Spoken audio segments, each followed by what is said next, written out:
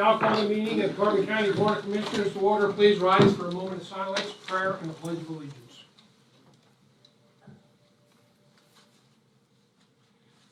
God of mercy, in your hands is the earth and all that is in it.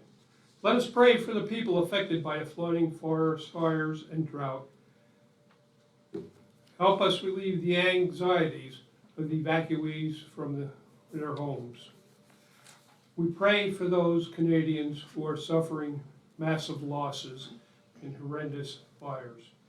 We pray for the millions of people throughout Canada and the Americas for the horrific smoke conditions. We pray for the people in respiratory distress.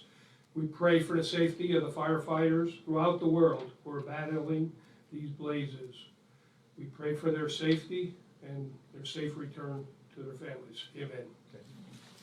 I pledge allegiance to the flag of the United States of America and to the republic for which it stands, one nation, under God, indivisible, with liberty and justice for all.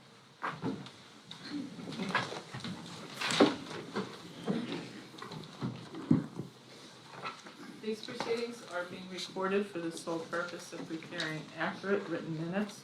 Recordings are overwritten. Following approval of the minutes, eliminating all unofficial records of these proceedings.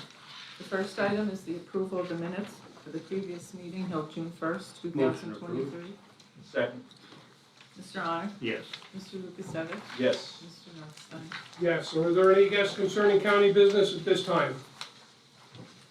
Mr. Lukasevich? Commissioner Notstein, I'd like to apologize to my remark to you last week, because I know you're a good man, you're a good commissioner, and I respect all that you do for the fire companies. So I want you to accept my apology for the remark I made to you last week. I do accept and I understand how you feel, so I really appreciate you standing up today and apologizing. If I ever offended you, I apologize as well. Yeah, thank you. You're welcome. Any other guests? Hi, I'm Jean Pepe. I'm the Register of Wills, Clerk of Orphans Court. Here today. Good news and bad news. My beautiful first deputy is retiring tomorrow. And I just wanted to come here to say, in public, thank you, Barb Miller. You have, just wanted to give a little background. When I got elected, if it was not for Barb Miller and Kathy, I would not have been successful. She came in like a wrecking ball, and poor Barb sat there and she did the work solely, paperwork processing, while I was in there making changes on a daily basis. She not only kept the office running, she also at the same time adjusted to all the changes we were making. So I can guarantee you the first 6 months, I'm thinking Barb went home every day saying, I do not like this girl. But Barb is an outstanding employee. She's going to be so missed by the county. She is an amazing woman, a friend, co-worker. I'm in denial. My husband said to me even last night, he goes, you still don't think she's leaving? I'm like, no, she's not. So Barb, thank you. And not only did you make our office successful, you were compassionate with all the constituents, the attorneys, and you've also trained our first deputy who's taking over to be able to step in on day one and take over and be successful. So thank you for everything, Barb. Thank you. We appreciate you. Thank you, Ms. Pepe, and congratulations, Barbara. Tomorrow is your last day, correct? That's correct, yes. After how many years? 13 years? 13, going on 14, yeah. Okay, congratulations, Thank and you. we certainly hope you enjoy your retirement. Thank you. Barb, and again, let me say, I did communicate with you separately, but I do hope that you're able to get Jay to slow down also, so you don't have to take this walk I'm into trying. retirement alone, Thank you. Hopefully you'll be retiring soon as He's well. going to be retiring soon, yes. Okay. Okay, any other guests? Okay, hearing none, we'll move on. Okay, our next item is the opening of bids for the CDBG project, Mansford Borough, street improvements, Brimble wall replacement, and street reconstruct as necessary for fiscal year 2019 and 2020. We have one bid, and that bid is from Heim Construction Company of Orwigsburg, Pennsylvania.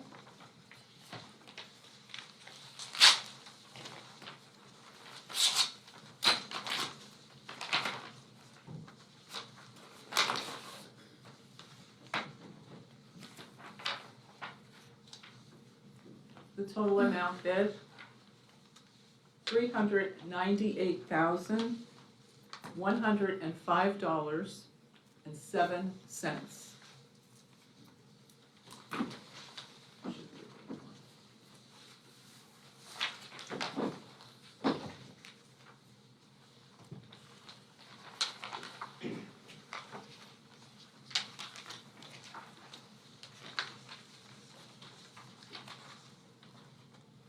And there is a bond for 10% of bid.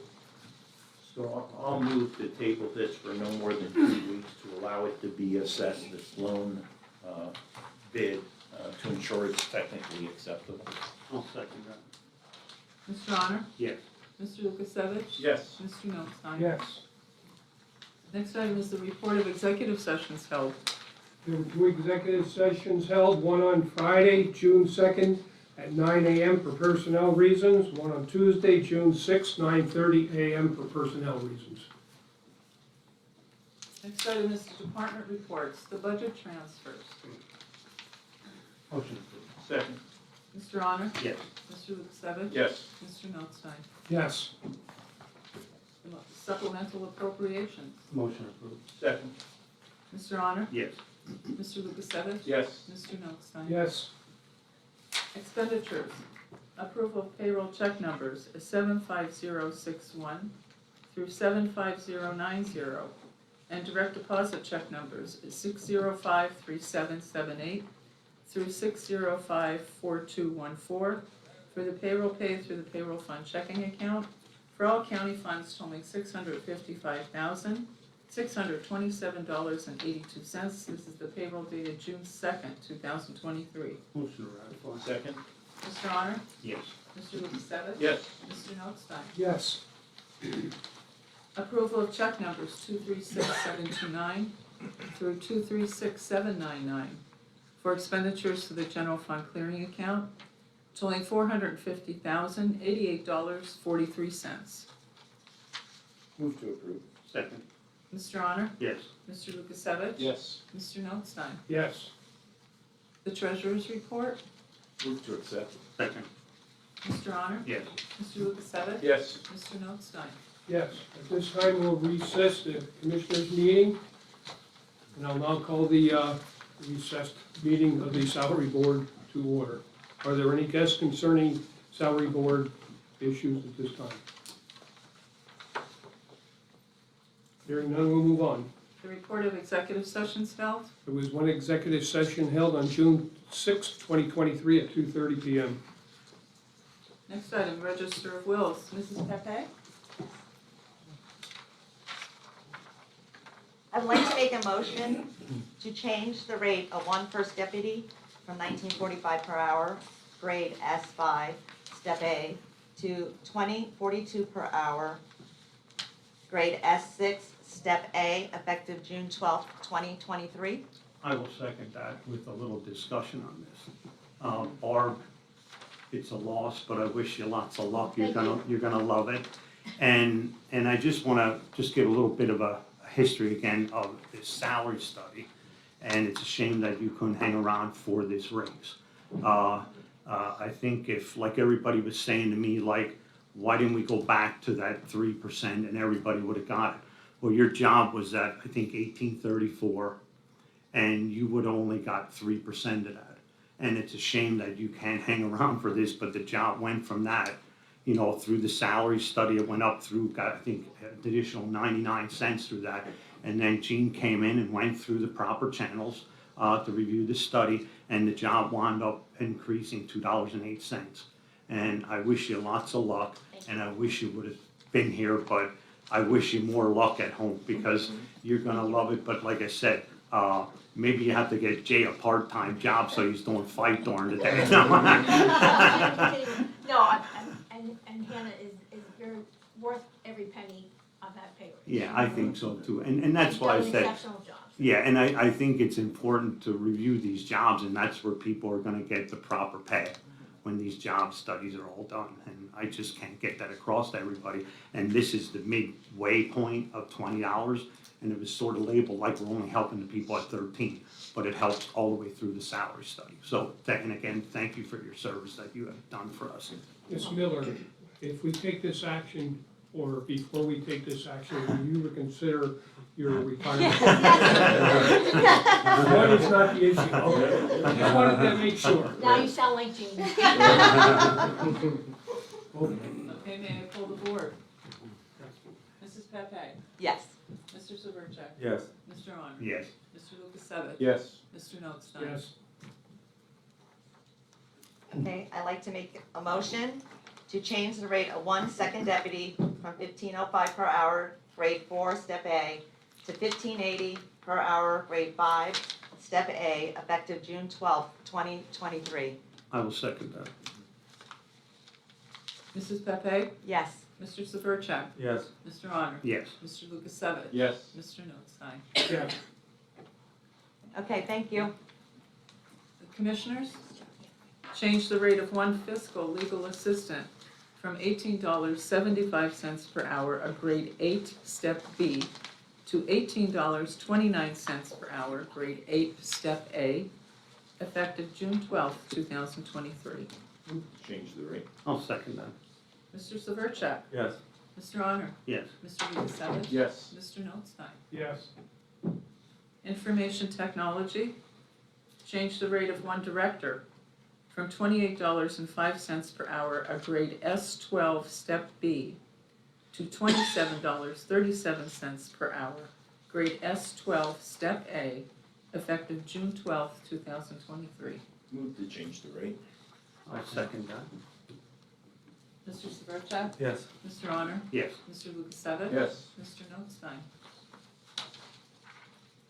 yes, with regrets, taking applications for this position, there were certainly, the requests were 70,000 or 80,000 and more for this position. And I think in trying to increase some of our lower salaries, trying to be more competitive by the outside. I did talk to Caleb, he is willing to accept this, but I think we have to try to be more competitive because the turnover on departments is really horrendous within the last 6-8 months, so I'll vote yes. And I just wanna make a little bit of a comment about that also. I mean, I was for Caleb all along. I think we have to promote within, our young people are our future. And I also talked to Caleb about this too, and when he comes in here, he has different ideas that everybody else had. And even like his counterpart there, they're gonna bring a lot of things to the county. And there's no reason within a year, that they can go through the same thing and do a salary, adjustment, on what they do, and I think that is warranted for them. But I just wanna go back on this thing on how the taxpayers can save. From the job that we had originally, that when the original director was here. Now we had one and then he quit, but the original salary was $35.91. Now this is going to $27.37. That's a savings of $17,763. With the move that we made in the county here, it's $8,954.40. That's a total saving of $26,717.60. And that's how we can have money for this additional salaries through attrition. And that's how we have to do it, This just raising taxes all the time, just for raising taxes is not good enough reason. Now, when Caleb goes through this or whoever comes in here, and I said, it looks a little bit different both ways. That person's leaving and a new one's coming in and it looks like we don't appreciate that person. But that's a little bit of a different situation. And with Caleb here, I would say we're probably gonna be back within a year reevaluating him. And I'm sure it's gonna be a pretty big jump because, he's been working here, I get letters all the time, and he was sort of thrown into the mix of this, and so was Brandon. And I got some emails that they were tremendous down there at the Children and Youth hooking things up. tying into the courthouse for the cameras, the whole 9 yards. So I have to actually commend both of them. And that's another thing, the children and youth people really did a good job. Everything moved very quickly in one day. There was no chaos. So now, I guess today their chaos is gonna start on the new cases, so at least they're at a good place. But that's what I wanted to make about, with Caleb. He has a bright future here for us, and I think we have to acknowledge that. And even some of these people that come in, and I don't think it's the dollar amount that they have, but they're making $100,000 and they're coming to our county for the advertised as 60, or whatever it is.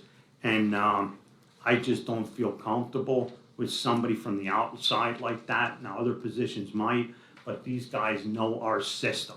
They know how 911 works, and I'd rather send them to training to upgrade our systems instead of having somebody come in to be trained by them how our system works.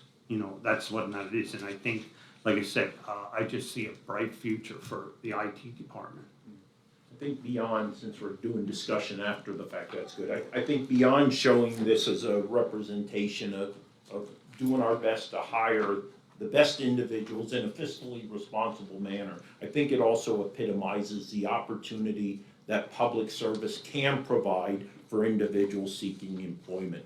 If you look at, Caleb as an example, that epitome I speak about, in less than 2 years, he went from an IT specialist at $14.53 an hour to an IT director at $27.37 an hour, right? Between a 90 to 100% salary increase. Obviously, he's taken advantage of a great opportunity that's presented to him, but those types of opportunities do present themselves in public service. You just have to be in public service to take advantage of them. So that's my pitch for recruiting for Carbon County government. Okay. Leopold Moore, Oh, I'm sorry. What we did. Yeah. Mr. Severcek. Yes. Mr. Honor? Yes. Mr. Lukasevich? Yes. Mr. Notstein? Yes, we will recess the meeting again because of some upcoming positions that need to be addressed in a timely fashion. So we'll recess until next Thursday, the 15th, during the commissioners' meeting.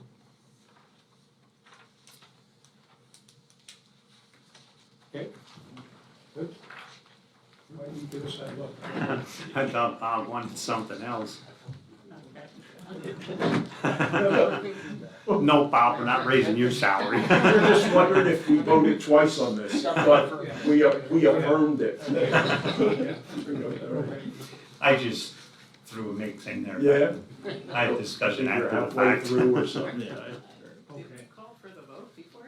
Yeah, and then Commissioner Yeah. Notstein made comments. Yeah. No, that's. That's okay. You know, you do this to me every. Did he actually vote, maybe? Maybe he didn't vote. He might not have Nobody voted. changed their votes. Okay. I'm okay. Okay, sorry about that. All right, we are recessed anyway. Now, we'll reconvene our commissioners' meeting.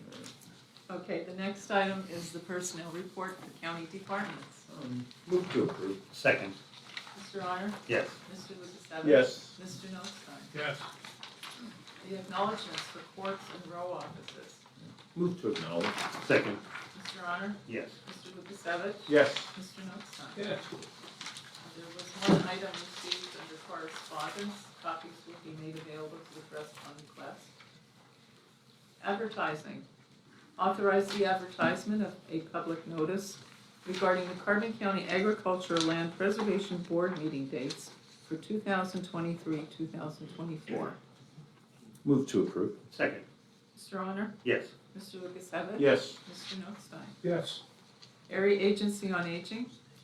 A request was received from the Area Agency on Aging Administrator for continuation of the Carbon County Area Agency on Aging to be the fiscal manager for the LINK program from July 1, 2023 through June 30th, 2024. Move to approve. Second, Mr. Honor? yes. Mr. Lukasevich? Yes. Mr. Notstein? Yes. An agreement renewal. Renewal of agreement between the County of Carbon County Area Agency on Aging, and Julie Ravinsky-Mon of Jim Thorpe, Pennsylvania, to to continue in the position of Carbon County Link Coordinator, created by a federal mandate for the term of July 1, 2023 through June 30th, 2024, at the rate of $25 per hour, with flexible hours up to but not exceeding 40 hours per week. This contract will renew annually, subject to funding availability. Move to approve. And I'll second that with a little bit of discussion. I think this is something that we're gonna have to keep on top of this, and, you know, we've been getting some people calling us about different issues, and I think we gotta meet with this person periodically. Mr. Honor? Yes. Mr. Lukasevich? Yes. Mr. Notstein? Yes.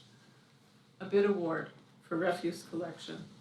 Award the contract for refuse collection and single stream recycling for various county facilities, including the Parking Lot B, Mock Chunk Lake Park Office, Environmental Education Center, the Correctional Facility, Animal Shelter, the Communication Center, and the Children and Youth Services Office, to the lowest bidder, County Waste of Pennsylvania LLC of Lake Ariel, Pennsylvania, at the bid price for 3 years, $118,325.48. The bid was revised after submission to correct a mathematical error in accordance with paragraph 12 of the invitation to bid general instructions, resulting in a net increase of 62 cents. Move to approve. Second. Mr. Honor? Yeah. Mr. Lukasevich? Yes. Mr. Notstein? Yes. Communications 911 for approval and execution, the interoperability and site sharing agreement with the Commonwealth of Pennsylvania through the Pennsylvania State Police of Harrisburg, Pennsylvania, to facilitate the collection of emergency telecommunications equipment amongst Commonwealth and county-owned or maintained radio towers and facilities. Agreement is for 20 years and automatically renews for successive one-year terms. All costs for equipment relocation are covered under Act 12. This is no cost to the county. Motion approved. Second. Mr. Honor? Yes. Mr. Lukasevich? Yes. Mr. Notstein? Yes. A PIMA audit for approval and execution. The representation letter with Mayor Russell, Certified Public Accountants of Pittsburgh, Pennsylvania, which were contracted by the Pennsylvania Emergency Management Agency to audit the financial statements of Carbon County 911 for the years 2021 and 2022. Move to approve and execute. Second. Mr. Honor? Yes. Mr. Lukasevich? Yes. Mr. Notstein? Yes. Information Technologies for ratification. Acceptance of a quote received from Integra One of Allentown, Pennsylvania for 3 additional wireless access points for children and youth at the 525 Iron Street, including installation and configuration. The cost is $3,630.72, which includes a 3-year subscription. This is under CoStar's contracts, hardware 003-E22-580, and software 006-E23252. Move to ratify. Second. Mr. Honor? Yes. Mr. Lukasevich? Yes. Mr. Notstein? Yes. Open Space Advisory Board for approval. Authorize the Wildlands Conservancy, Natural Lands, Audubon, Mid-Atlantic, and Mr. Dan Kunkel to provide technical advice and assistance to the Open Space Advisory Board. Move to approve. Second. Mr. Honor? Yes. Mr. Lukasevich? Yes. Mr. Notstein? Yes. We have Mr. Kunkel with us today along with Dennis DeMera, who were very instrumental in seeing this referendum passed. Anything you'd like to say at this time, Mr. Kunkel? Or Dennis? We both probably have something to say. I would just like to say that the Carbon County did something here and the voters approved it, but you three putting this referendum on the ballot was the most forward-thinking thing that I can imagine a county commission doing. A lot of other counties have done this after they're so crowded and the traffic congestion is so bad, and they do it when it's almost too late. You three did it when it really has a chance to really count. So I want to thank you for your forward-thinking action. I want to thank the commissioners for adding Dan Kunkel to the list of advisors to the Open Space Board. I think as you all know, Dan has been a leader in conservation and has taken one of Carbon County's greatest liabilities and turned it into its greatest asset with the restoration of the Blue Mountain. And Dan was retired for 1 week when I called him up and said, Dan, I think you'd be the best guy to chair the public campaign committee for this bond referendum. And him and his wife agreed, and it's just been a great honor to work with him. I also want to thank the commissioners for last week's decision to establish the Open Space Advisory Board. And maybe those not in conservation and recreation don't understand the importance of what you did last week. I've been involved with the county for 47 years and never thought something like this was possible. So for Carbon County as a sixth-class county with 64,000 residents and seeing the development pressure, seeing the need to protect water, farms, and land, we really appreciate what you've done, and it's a very monumental action. So thank you. Thank you, Dennis, and for you, both Dennis and Dan, there is no such thing as retirement. You are the type of people that, there's many others, but are the type of people that keep things going and make the change in lives and the county in general with what you do for the environment, and other people do it in other areas. But thank you so much for that and your continued work, unpaid work, for what you do. Glad to serve. You're welcome. Okay. Move on. Yep. Planning and development. For ratification, amendment number 1 to the CDBG CV fiscal year 2020 contract number 75512, changing the contract period from January 27th, 2020 to expire May 31, 2023. Move to ratify. Second. Mr. Honor? Yes. Mr. Lukasevich? Yes. Mr. Notstein? Yes. Amendment number 2 to the CDBG CV fiscal year 2020 contract 75512, changing the contract period from January 27th, 2020 to September 29th, 2023. Motion approved. Second. Mr. Honor? Yes. Mr. Lukasevich? Yes. Mr. Notstein? Yes. The solicitors report? Thank you. At the train station, seeking a motion for approval and execution of a banner request that was received from Carbon Model Railroad Society of Bowmanstown for upcoming events and displaying their website. The banner to be displayed June 23rd, 2023 until July 10th, 2023. Move to approve and execute. Second. Mr. Honor? Yes. Mr. Lukasevich? Yes. Mr. Notstein? Yes. Under the Emergency Operations and Training Center, seeking a motion for approval of correction to the minutes previously approved on March 16, 2023, item 23-121, reflecting the prior approval of change order number 5 to the contract with the Cobalt Construction Incorporated of Tobyhanna, Pennsylvania. That change order also included an extension of the completion date from October 1st, 2022 to April 30th, 2023. Move to approve. Second. Mr. Honor? Yes. Mr. Lukasevich? Yes. Mr. Notstein? Yes. Under janitorial services, seeking a motion to authorize the county solicitor to provide a 14-day written notice to terminate the janitorial agreement with Gloria Auto of Jim Thorpe, Pennsylvania, to perform services at the Carbon County Office of Planning and Development, 410 Center Street, Jim Thorpe. That agreement to be terminated effective June 30th, 2023. Move to approve. Second. Mr. Honor? Yes. Mr. Lukasevich? Yes. Mr. Notstein? Yes. Any further business? Yes, I just wanted to give a quick update on the visitors we had last week about Tyler Technologies. As promised, we had a meeting with Tyler Technology yesterday.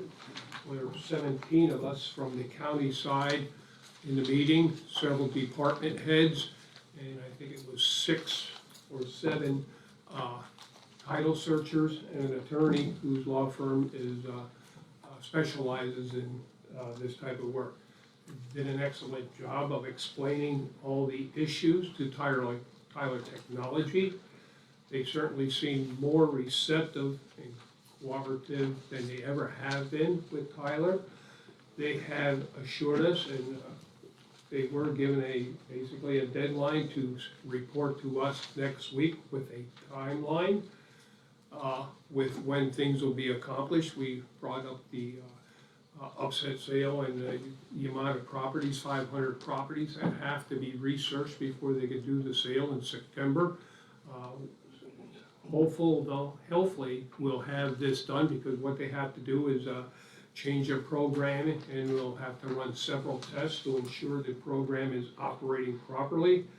The one person on the call assured us as soon as he got off the phone, he was going to look into the matter and try to move it along as soon as possible. There was still some frustrations, but with the title searchers, and understandably so, that it took so long to get to this point, and I think they had a little trouble understanding that we just can't make a couple of changes and put it out there without making sure it's working right. So we should have some changes in the very near future and get into the testing mode for Tyler Technology. So, the other thing I forgot under further business this morning was the introduction of our newest department head. So see Tulsi. So welcome, Julia. She started on Monday, so we wish her the best, and we're sure we got the right person for the job. Thank you, glad to be here. Any comments? No, I'm just very grateful and, to be part of our county. I live in the county, and I'm interested in also, putting in my effort to make it better. Okay, thank you.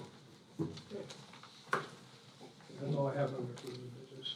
Okay, Commissioners' reports, Mr. Well, you Honor? took it easy on her. I was gonna interrogate her what her future of the department looks like, We want her to come in. yeah, we'll let that go. But, I mean, I think I spoke enough, and I think Children and Youth has been in the paper enough.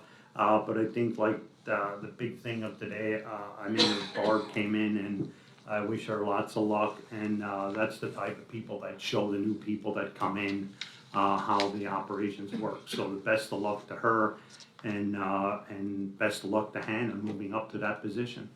Thank you. Okay, Mr. Lukasevich? First and foremost, all three areas of Mock Chunk Lake Park swimming areas will be open, or planned to be open this weekend, with 4 lifeguards on duty. We also have 4 lifeguards that are kind of contingent or provisional for hiring, just finishing up some administrative matters. We have 2 additional applications that have been received, and then actually a pending submission from a certified lifeguard. So the director of Mock Chunk Lake Park is fairly confident that we could probably have a record number of lifeguards, either 10 or 11, over the next couple weeks. So let's hope that comes to realization, and we can carry at least a handful of them through Labor Day weekend.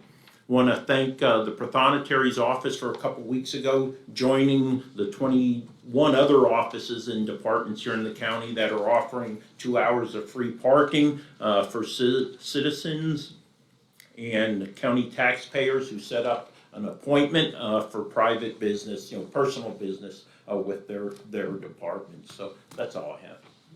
Mr. Notstein? Yeah, some quick items here. Again, thanks to IT and the tremendous job they did, and it's moved with so many people, about 20-some people with phone systems and computers and everything else. They were extremely busy. And I thank our 2 guys out of the 4. Pardon?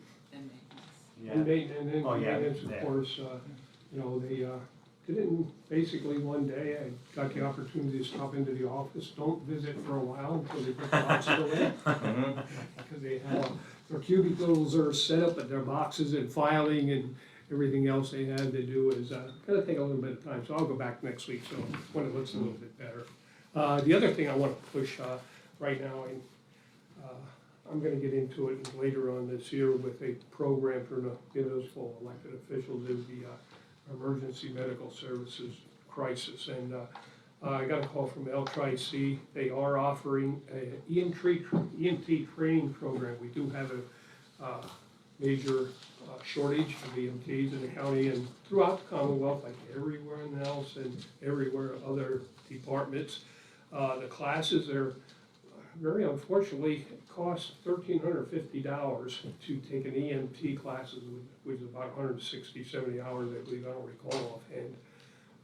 And the classes are available in the evening. We're looking for EMTs, we're looking for paramedics, that of course isn't listed here, but there is some possibility of reimbursement of tuition through the college, and sometimes the ambulance corps themselves are in desperate needs, and they will help finance the training of an EMT with maybe a 2-year commitment of service. We have a large turnover, we have a lot of scratches, turnaround, people are going all the time, and it's like a lot of other jobs, low pay and 24 hours a day, but takes them a while, and I'll give them a better report of that, so if the news media would get that message out there, that we'd appreciate it, and hopefully we can get some more EMTs. The other thing I wanted to bring up, we approved a contract today for trash. And it's amazing what we're dealing with now is not only the tourism and the parking, now we're dealing with the trash. The amount of trash, we have some renters or people that already have dumpsters in the parking lot, seeking more additional dumpsters. And every time we put a dumpster in, we lose maybe 2 spaces of parking, but with the huge increase in tourism, trash is becoming an issue. So, talking about other, I don't know where else we can go. Unfortunately, we have to turn down areas to dump trash or place dumpsters because we can't afford to lose any parking spaces either. So, got a bigger problem, and talked a little bit about among ourselves and having come up with a decision, but instead of several small dumpsters, and we're gonna have to look at probably a better cost, and we could probably fill a roll-off dumpster in one weekend, the way things are going around here right now, or at least once a week, I would say. So, with the tourism and all the other benefits comes the bad things as well. So, that's all I have. Meeting adjourned. Before we get into our retirement board, does any of the news media want to escape? Are you gonna stick around? You guys good? Okay. With that being said, meeting adjourned. Sarah, would you like to join us up here?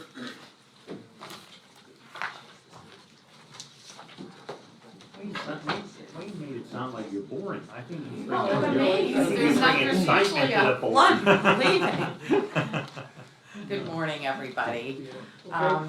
We're gonna go, Well, let's do the rest of the meeting first. no, Mark has to, I forgot. Mark, yeah. Let me call the meeting to order. We'll turn the retirement board meeting over to the county controller. Secretary. Thank you, Mr. Chairman, and good morning to everyone.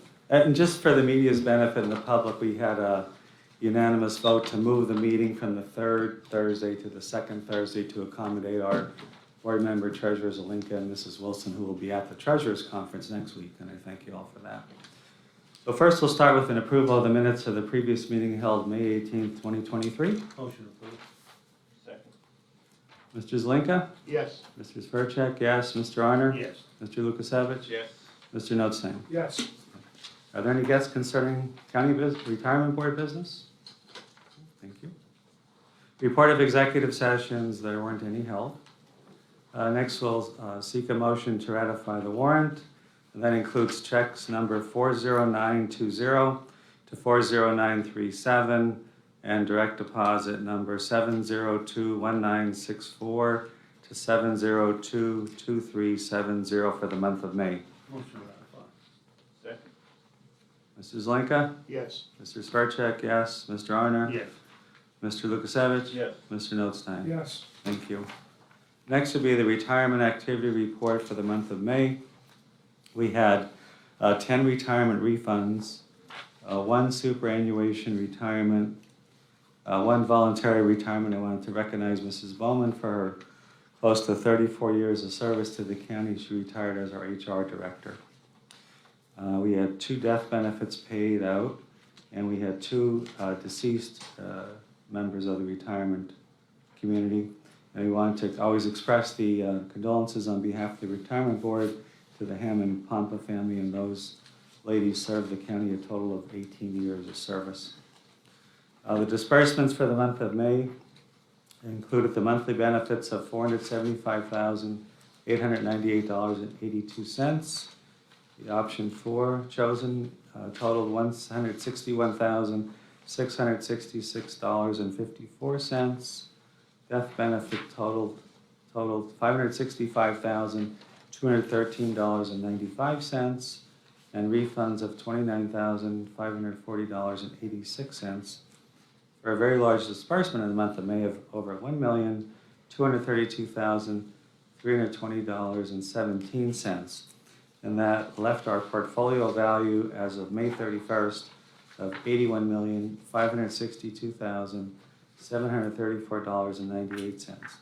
Fortunately, I always like to give the most recent update from the Friday before the meeting. As of June 2nd, we had a nice little bounce up to $83,026,093. So that was a nice recovery there. Any questions on that? Correspondence, I did not receive any. Solicitor's report? No report. Thank you. And this month we have Mrs. Wilson from Marquette Associates to review the first quarter with the board. Eric? Good morning, everybody, and again, thank you so much for changing it to this date. We'll just go quickly over, we're going to go to page 7, which is Exhibit 1. I'll talk a little bit about Marquette. We always like to do an update in your book. Just so you know, we have saved the date for our 2023 Investment Symposium. It is in Friday, September 15th. We do invite all of our clients, and you can attend it online as well. And just quickly to remind you that, we do have the YouTube channel, and we do have some great quarterly research updates if you want to, just pop in and get an update on the market. And we're at $337 billion under advisement still, and we're in our 37th year of business, and we've 130 plus employees. Last year we actually hired 40 employees, and we've really put in a lot of additional assets into the Westchester office. So we've hired more performance analysts and research associates there. And in the industry, we always kind of list where we're going to speak. I know next week, Marquette will be speaking at the Treasurers Conference, and then in July, I'll be speaking at the Pennsylvania Controllers Association's conference. So let's turn to the next exhibit, and we're going to talk to page 10. We're going to talk a little bit about the U.S. economy and what has been going on. And this is going to kind of relate to the first quarter there. We look at GDP growth at an annualized rate of return of just 1.1%, while consumer spending picked up compared to the fourth quarter. We look at the quarterly on that top chart. You look year over year, you can see, spiking in 2021, and then we look that we've kind of gone down year over year with real GDP growth. We look at what's been happening with the initial jobless claims and recession. So we go to that bottom graph, and you can always see that when you start hitting that low, the 4-year week moving average, we start to look at that we were possibly coming into a little bit of a recession there. When we talk about a recession, we saw a recession more likely than not coming in the next 12 months. We look at what's been happening with inflation. We look at the market. Right now, the market's kind of stagnant. It's been very lackluster in the second quarter going into June. We had that little bump, as Mark said last week, but we've had a really kind of a blah quarter, and what's going to happen, and we'll start talking about that. And if you look at the banks, and we'll look at the next page, we're going to look at the banks tightening. And when banks start to tighten, we start seeing it a lot harder for the consumer. And we look at what happened with Silicon Valley. Now, does everybody understand what happened there with the banking with them and why they collapsed? I'll briefly go over it because I think it's a very interesting thing when you look at that. So what happened was Silicon Valley Bank went in, and they were a large holder of private equity and private credit investors, institutional investors. So remember last year when the market was down 13%, fixed income was down about 13%, and we had to, like, when we have to make benefit payments here, we had to look at where we were going to take money from because you were out of asset allocation. So we actually went in and said, we'll redeem some of the real estate, which we did. We changed it to actually pay dividends instead of reinvesting it. Well, other institutional investors said, well, look, we've done really well in private credit. We've done really well in private equity. We'll start taking cash out of there. So then they go to the bank, Silicon Valley Bank, and said, we're going to start taking money out. So we start taking money out, and what happened was Silicon Valley Bank went and they leveraged themselves too high. So they went out and they bought treasuries at an all low. We know that, rates have just started to rise. So why would you buy a treasury, selling it at 2% when you can buy one at 3%? So they started selling everything off as a loss. And they also had crypto, which you could, come back and say this is a little bit of mismanagement. So it was that's what started to happen. Then Sovereign Bank did that as well. They had $46 billion leave the bank within like 4 hours. So they came in. And then we look at First Republic. First Republic was the next bank to fall. And that was very interesting. That had a little bit of a different dynamic. First Republic was actually a large part of their business was very wealthy investors. So as we know, wealthy investors don't usually keep all their money in one place. So they're like, no, I'm going to move it to my next bank. So that's what's happened. So in the end, the FDIC came in, they took over that. We know that some of these banks got bought, and they're going to go and say, all right, we're now going to go look at all the little banks. We're going to go look at the consumers. We're going to look at what lending is going to look like in the next 2 to 3 years. You've got interest rates rising. You're going to have lending becoming more and more difficult.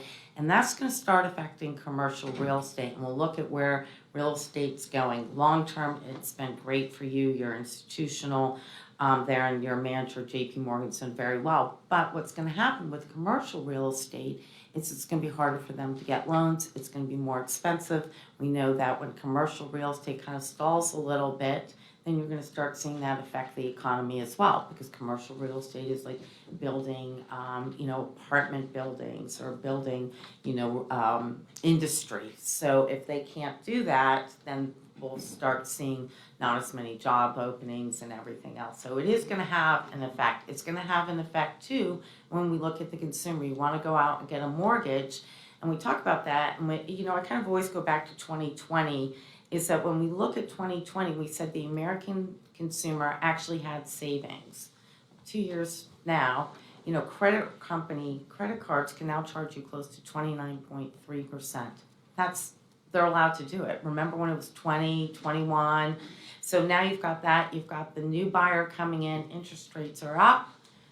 Inflation, food was up 10% last year. I'm sure everybody's feeling that. Gas has gone down. Crude's about 72, but I was just at the pump. It's like $4. So, you've got the summer fuel prices. So you're going to start seeing the real estate with mortgages and everybody, the consumer who went and refinanced when money was so cheap, added in addition to the house, bought the boat, bought the third car. So we're really going to start seeing an economy that's probably going to really struggle, and that hence the lackluster and where we see the market and the returns, because the market year to date is really only up 4%. It hasn't moved in the second quarter through June. It's at 0.20%. So we're just going to kind of see this. We're not going to see a big jump, and we're probably going to see growth start slowing down there.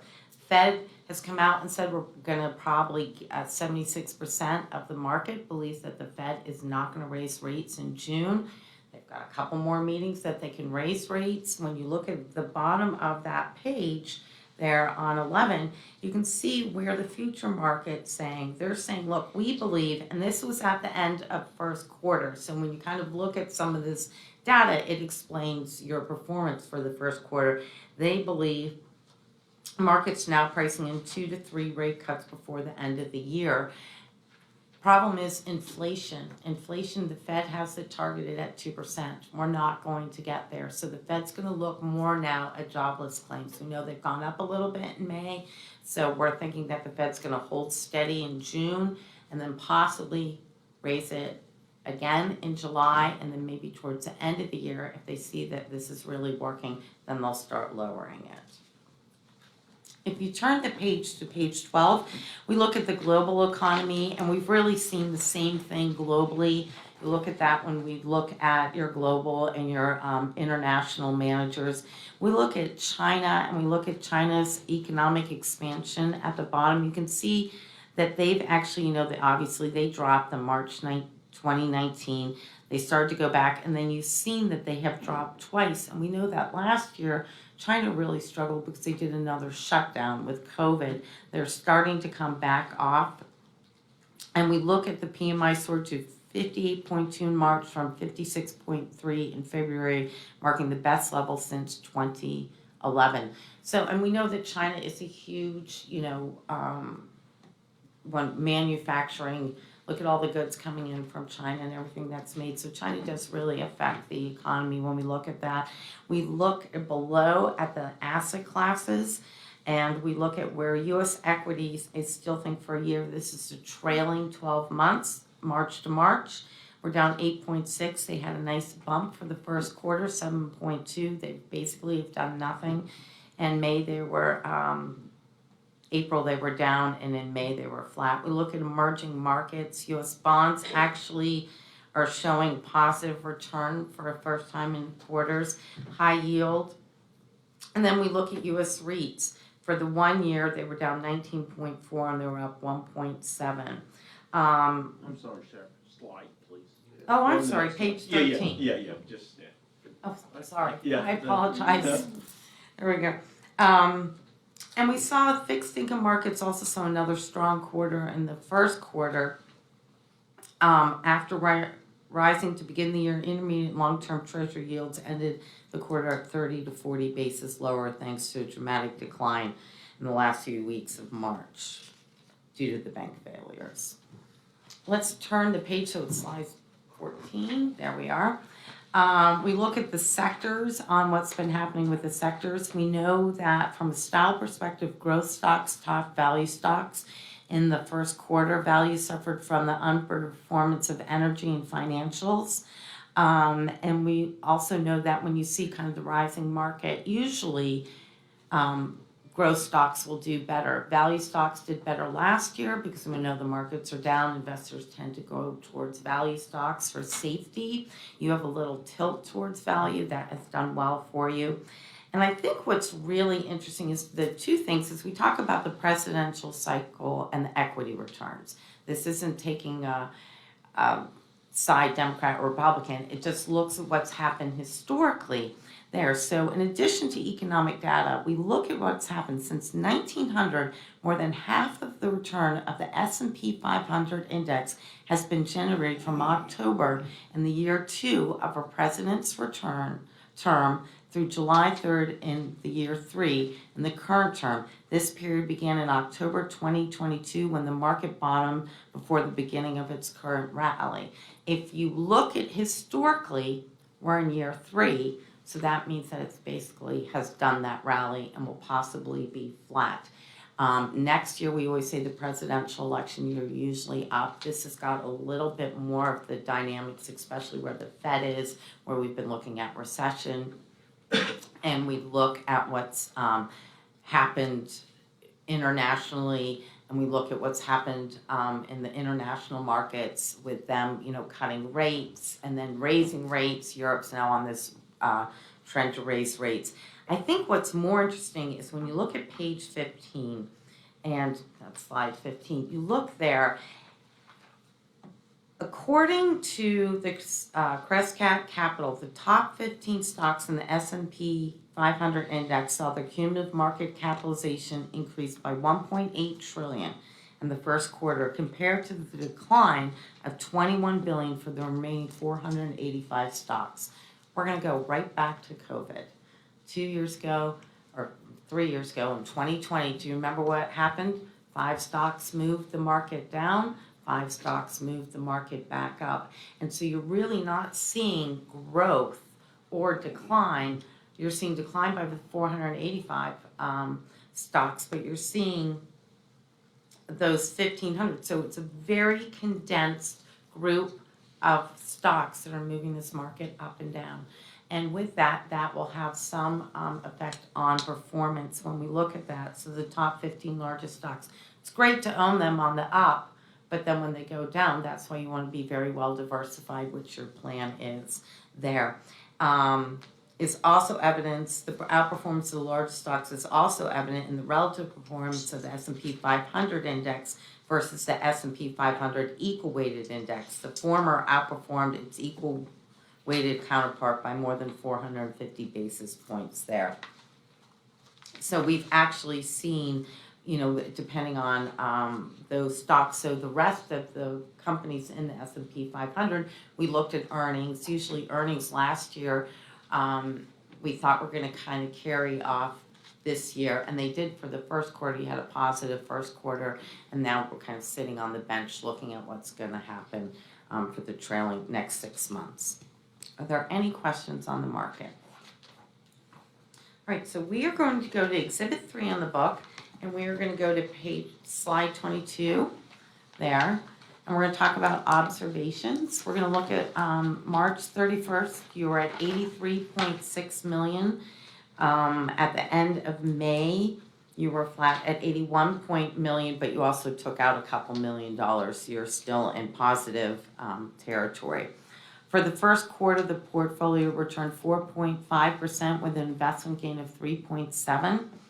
And I like to kind of go back to this. So for the trailing 3 years, which included 2020 with all COVID, last year, double digits returns for down negative for fixed income and the equity markets, you still, as a board, because I think you've done very well in your diversification, you had an annualized return of 11.4% with an investment gain of 26 million.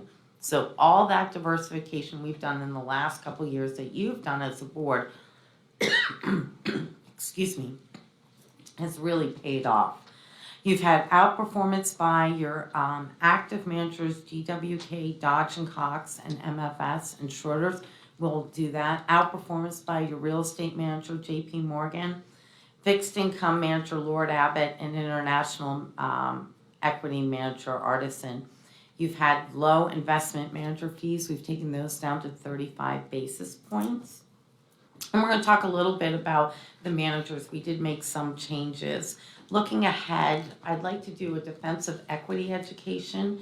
It's about a 5% asset allocation to that. I think it's very good in a market that's kind of flat and goes down. It's what we do is it's a defensive equity piece that takes a little bit from fixed income, a little bit from equity. It's a mutual fund. We'll do some education because it does tie into options on how they do it. You don't own the options or fully covered, but it is a nice play to kind of put in there for long term. So I would like to do an education next quarter. We can come out and do it as, I don't know if we want to do it at this meeting or we want to do a meeting before we do this meeting as an educational. So if you'd like to think about that, we can discuss that at the end of the meeting.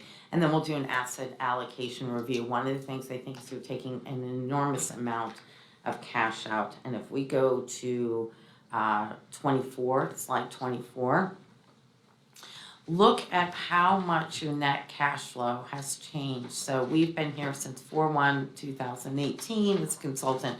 We took over in 2020 as OCIO. You hit your high point on 12/31/21 at 98.9 million. And, obviously it's gone down, the market's gone down, but then look at how much your net cash flow has gone down. So I think we should talk a little bit about your cash. We generate cash every month, and, we can do that. You tell us what you need, we can do it.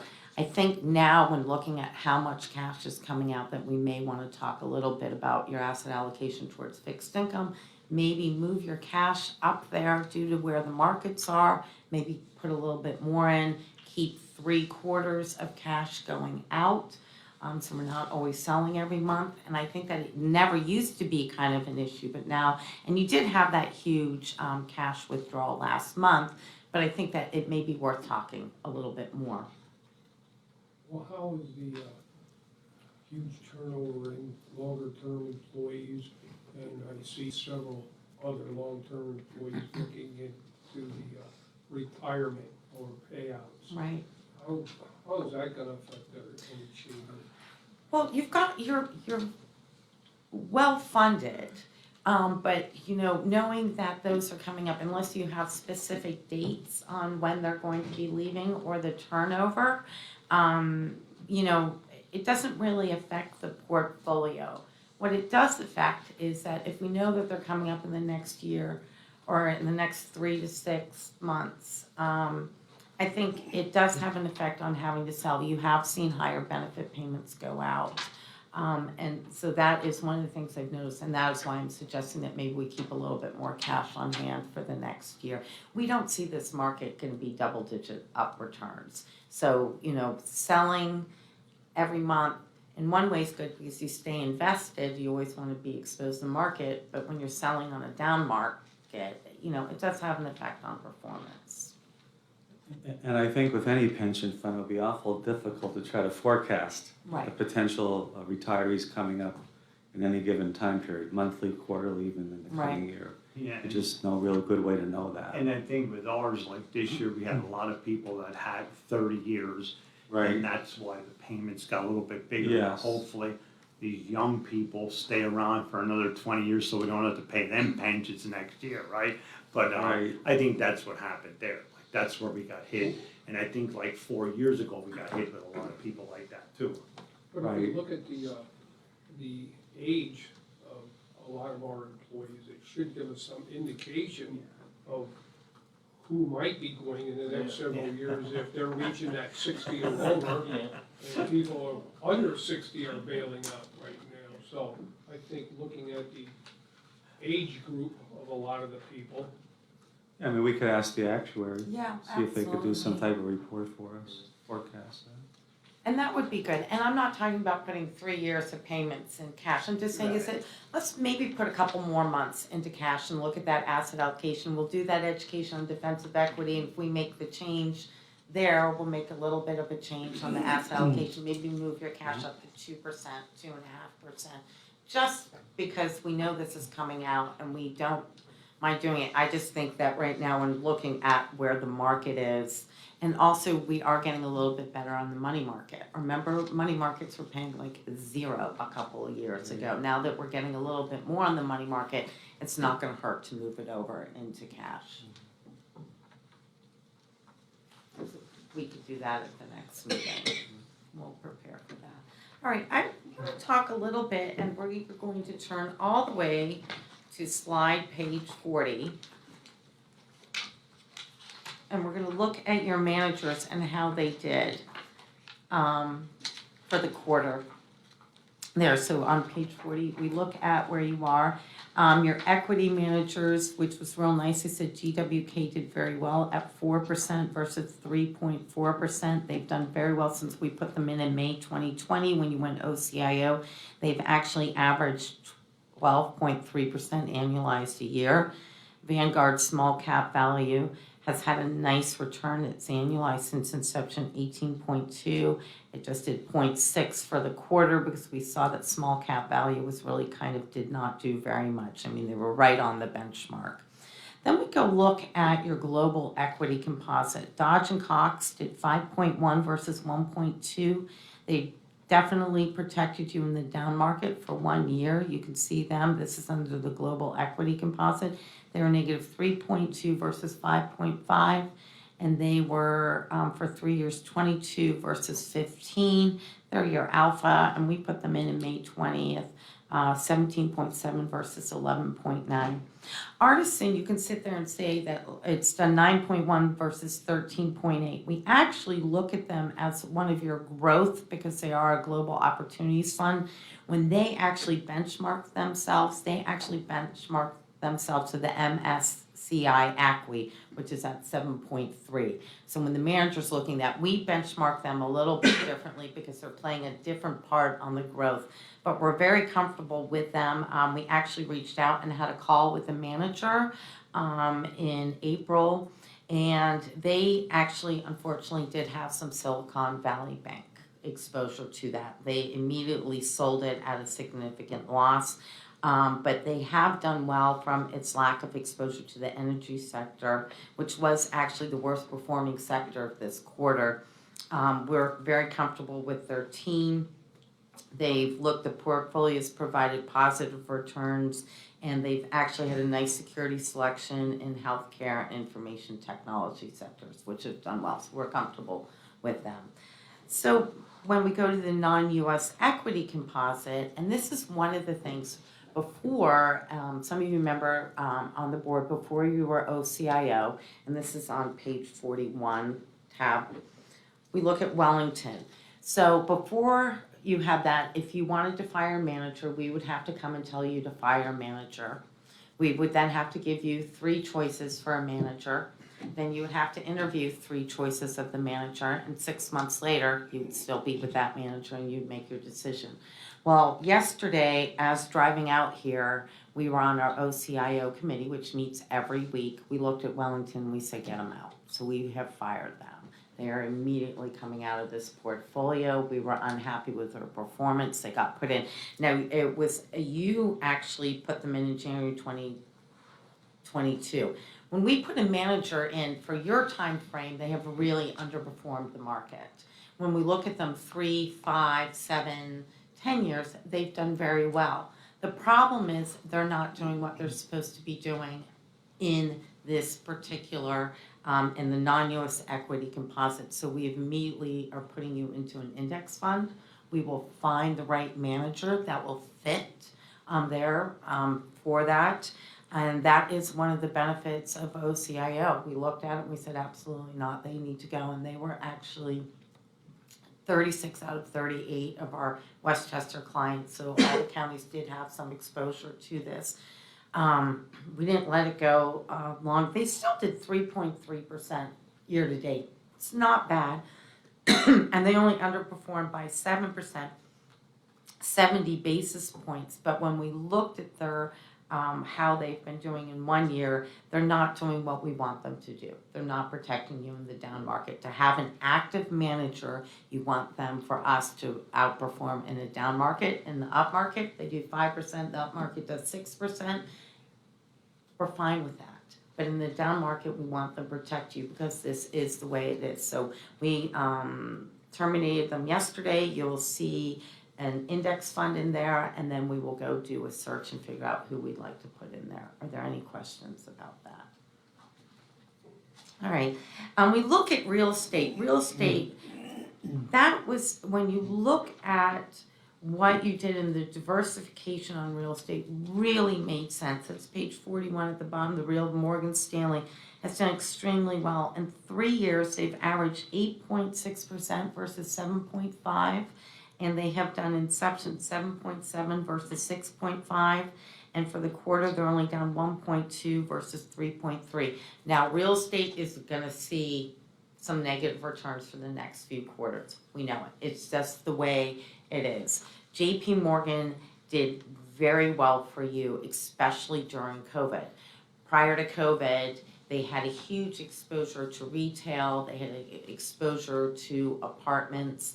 They kind of changed that around, obviously, with retail because of COVID. And they went in and they decided to do a lot more of storage. They do green space. They do, like the Amazon, the big warehouses. Those are the things. They really changed the dynamic of what they were doing, and it's really benefited this fund. Right now, we are actually not doing reinvestment in the fund. We are taking some of those nice dividends that will help pay the cash every month going out, and we are actually, as a firm, kind of holding back off on real estate for the next 2-3 quarters, just letting it follow out, putting any additional money into it. And it's a long-term play. Remember, we took 50% out of equities, 50% out of fixed income. when we decided to fund real estate, meaning that we would happy with it doing 5 to 7% over the next 10 years, and that's what it's done. It's the average 7.7 in the last 5. Infrastructure, you put that in January 2022. We did the IMF Global Infrastructure on January 23rd, and that's been positive 2.6% versus 2.4.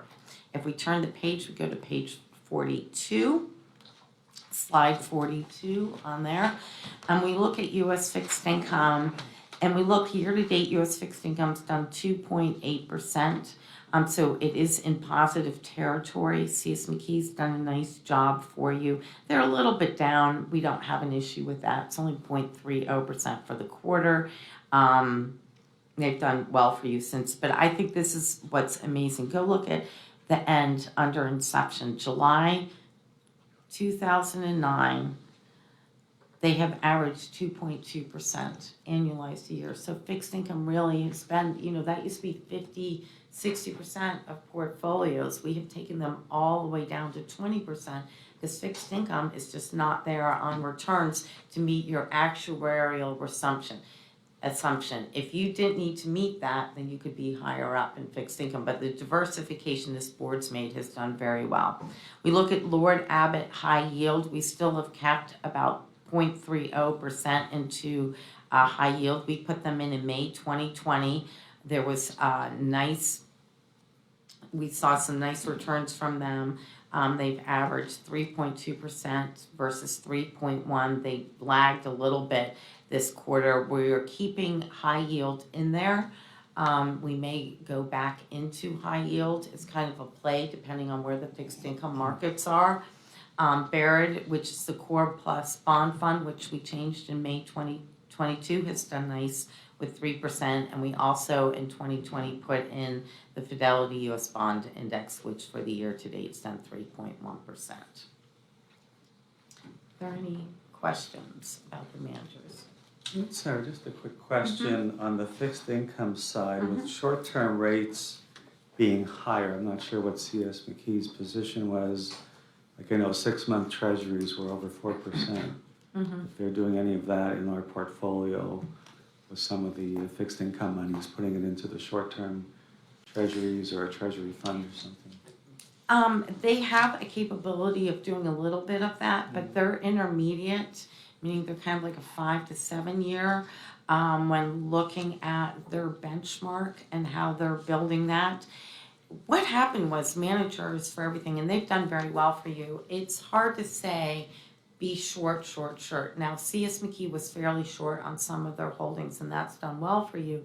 But all those managers that were short for the last couple of years saying we know interest rates are going to raise, until they started raising, they really were not doing well at all. So it's kind of almost like a big bet. And so everybody did very, very poorly. So they went out maybe 2 to 4 years. So they're still holding it. They're a little bit shorter. But to go do that play on like a 6-month or a 1 year, it's maybe they have a little bit to do that. But we would not want to see a manager doing that with a large portion of the portfolio, just because at that point it's going to be market timing. Right. We want to avoid market timing. We want to avoid market timing. I think it's kind of interesting to point out, though, when we look at the yield on returns year to date, you're getting 1%. For the trailing 1 year on your cash, you're getting 2.3% on your money market. It's still not reflecting.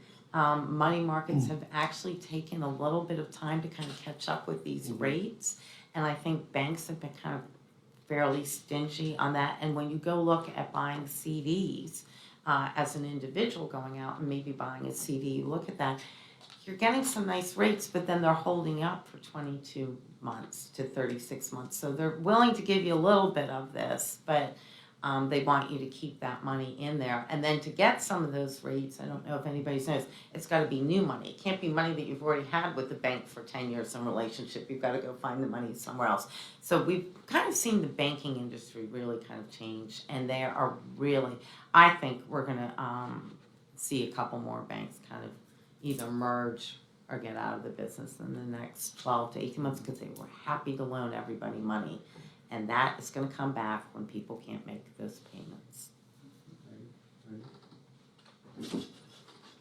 Any other questions for Sarah? You know, just a quick comment back to that retirement activity report. When you look at that, those 2 death benefits of over $500,000, that more than almost doubled our average monthly payout. So that really skewed the numbers for the month of May. Yeah, thank you, Sarah. Anything under new business? Anything under old business? Anything under further business? That's it, Mr. Chairman. Meeting adjourned. Thank you. Amy. Hi. Still morning. Good morning, Morning. gentlemen.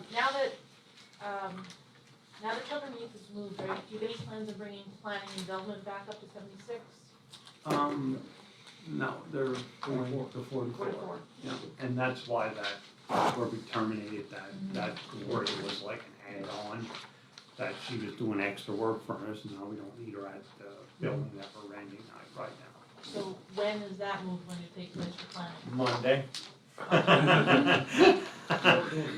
So somebody better call them. No, not really, not No, the planning. because planning. Public defender. Oh, yeah, and the public PD, defenders they're moving first. Monday. Okay, so the public defender is currently located in In 44. In 44. Where planning was supposed to be originally. Okay, and then they're moving to 76. 76, and then if he's properly moved by Wednesday, that's probably gonna be the start of planning to be moved. Okay. Because we wanna sort of get that due, because I think the following week is when their planning meeting is, isn't that, that following Wednesday? And we don't wanna have paperwork up there and half hearing, I mean, it'll be good to have them moved by the following week then. So IT and maintenance have been extremely busy with moving. And then, Commissioner Notstein, you said about the EMT training program. Do you have any information from the trustee Yes, on that? I do have a flyer for that. Okay, may I have a copy of that, please? Certainly can. Thank you. You can have that, I have another one. Okay, that's all I have. That might Thank be you. right there. Nothing else? No, I'm good, thank you. Copy of that, and then the bid that you did today, where in Lansford, where's that at? The what? The bid that you opened today, the AG on, was it Brimble Wall? wall? Yeah. I reach out to David Bodnar in the planning office, him or Okay. Jason up there. Okay, alright. Okay, that it? Okay, Amy, can I have that back and make a copy? By the way, she's taking care of it. That's why we have her.